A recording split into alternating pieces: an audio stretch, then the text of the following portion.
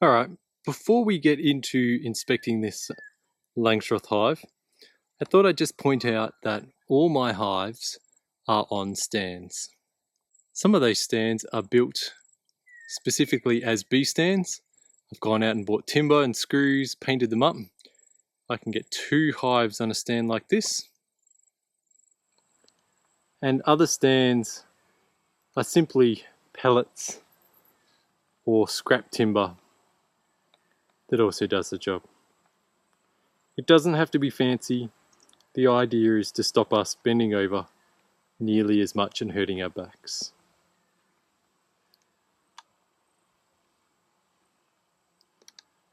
While we're here, we might be able to see some pollen pants coming into this hive.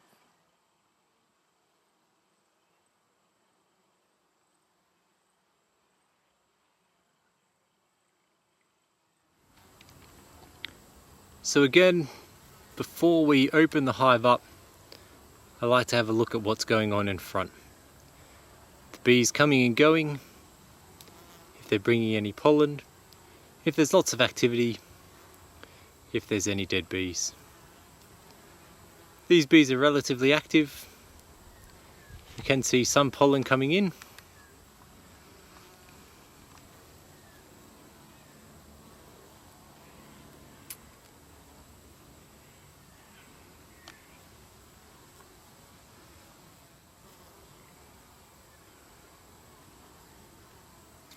You can see some pollen pants coming into the hive here.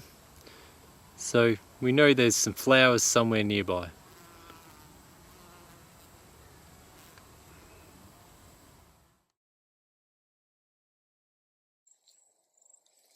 Just while I'm putting my gloves on here, it is worth noting that bees need multiple sources of pollen, ideally at least 3 or 4. It's a bit like us. If we would just eat potatoes every single day, eventually we'd get sick of it and it's not so great for our bodies. The bees are the same. More than one source, ideally 3 or 4. It gives them the right amino acids and all the minerals that they need to live healthy.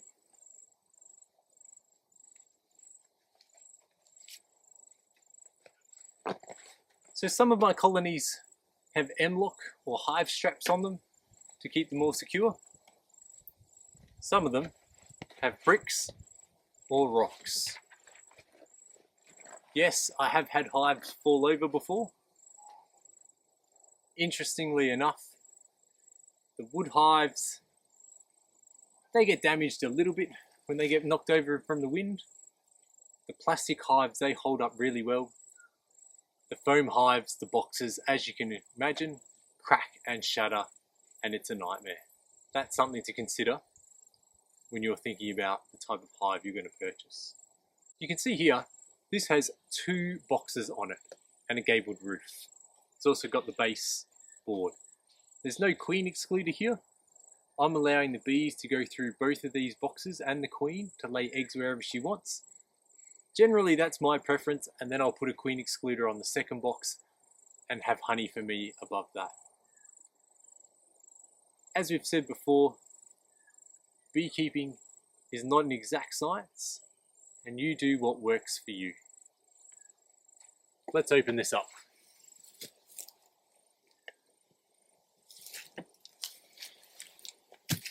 Remove the rocks to the side, get my trusty hive tool, come in on the corner and just crack that open.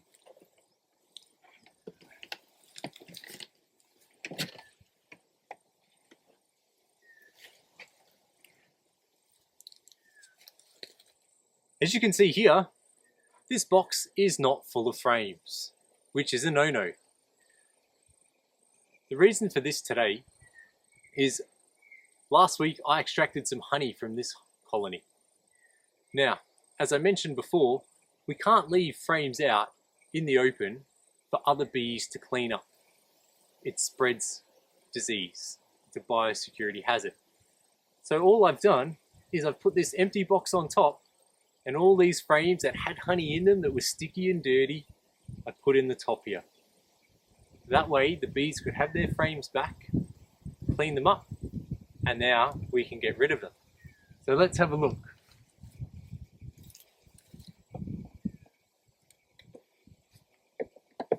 When I put these frames in, they were dripping with honey, and now there's not an ounce of honey on them at all.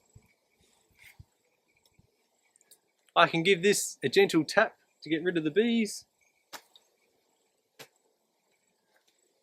Bees are gone. I can now clean up all this wax on the sides. So using my hive tool, you can slice this off. I like to do it over the hive. That way, if any wax does fall, it falls into the hive rather than on the floor.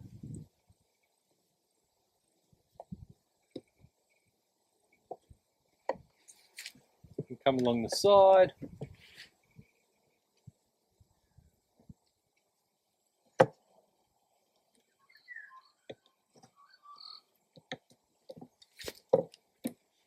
This side here.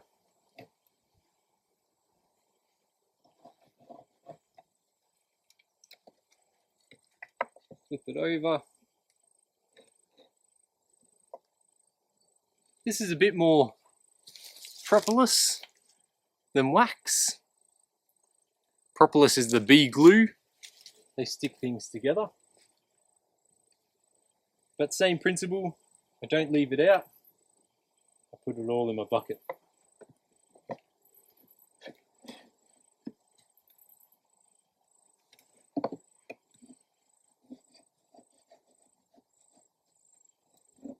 Now, you wouldn't be able to do this in every single hive. Some of the bees would get angry and start hassling you. At the moment, these bees are calm enough that I can get away with it.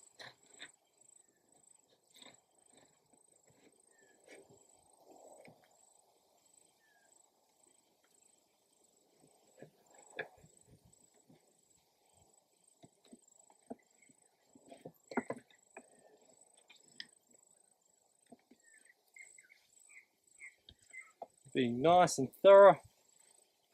A little bit there on the top.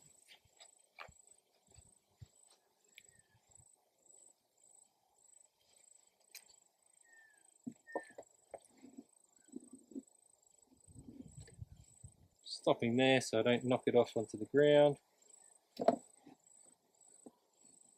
Now some people will come through and do this bit as well.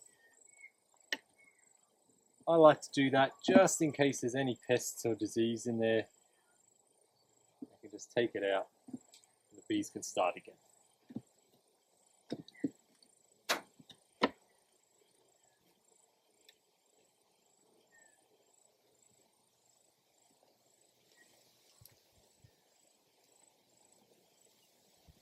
Now,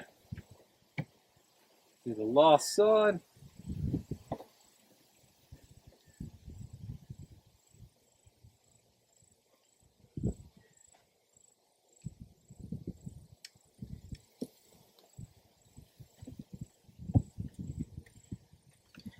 This is not brand new by any means, but it's clean enough that we could reuse it.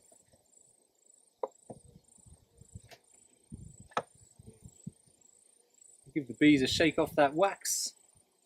I don't want to hurt them. And now I grab all of this that I removed, scrunch it up into a ball.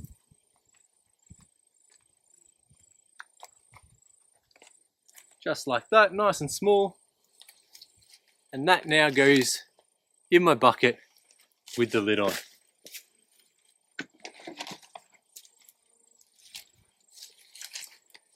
I could do the same for all these frames here. Once you've seen it once, you don't need to see it again.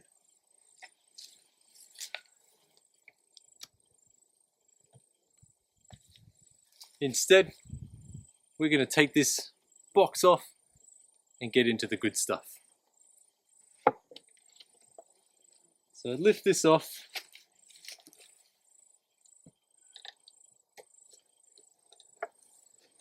And I just gently put it down on the side.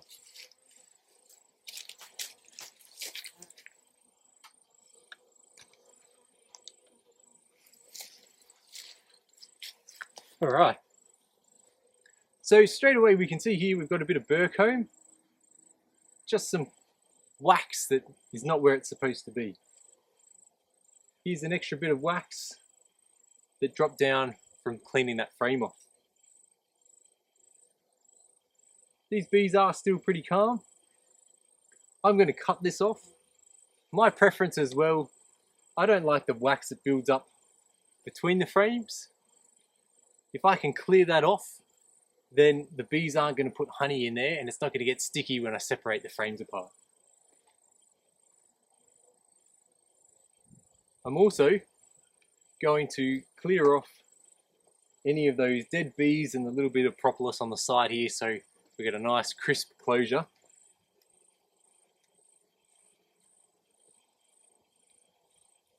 So I'll do that fairly quickly.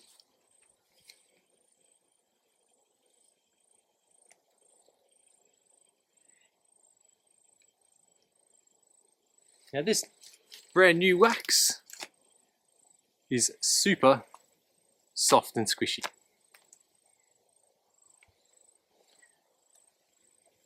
Add that into our ball, it goes in our bucket. I find it easier to clean the wax off before I've lifted the frames out, and that way the frames are stuck in place and it's nice and quick. What I'd like to show you now is how to check for AFB, American foul brood. This is sometimes called an AFB check. Also, some people call it a matchstick test. Biosecurity says we need to check twice a year for AFB. The easiest time to do that is early in the season when the queen has only just started laying eggs, so there's not too much brood in the colony, and again at the end of the season when the queen is laying less eggs, there's less brood, capped brood around. An AFB check requires you to go through every single brood frame and look at every single capped brood cell. You're looking for deformities. A flat cell or a curved cell protruding outwards is fine. Any cells that are curved in, maybe they've got a little hole in it, they need to be tested. You might go through your colony and not find a single brood cell that needs testing. That's fine. You might go through your colony and find one brood cell. You could have one spore of AFB in your colony, and if you were to find that, you would need to euthanize your bees and either sterilize or burn your equipment. So I'm going to show you on a single frame how to do this test. It's worth noting you need to do this on every single hive you own. Double check with your local state laws to make sure you're complying and keeping up with the relevant information. First thing I do is I take my frame out.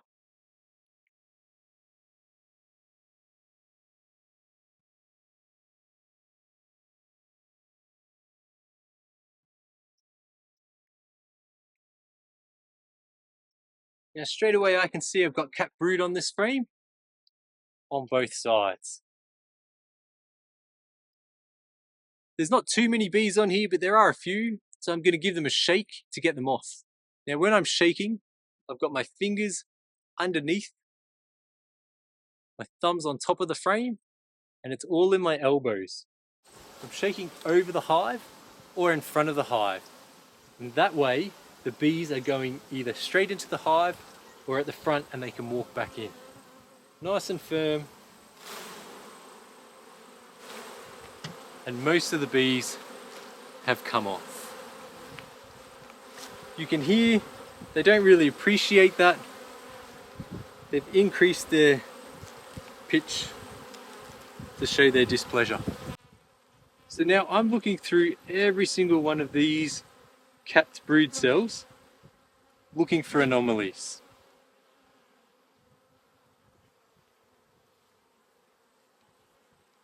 If I find a suspect cell, I take my match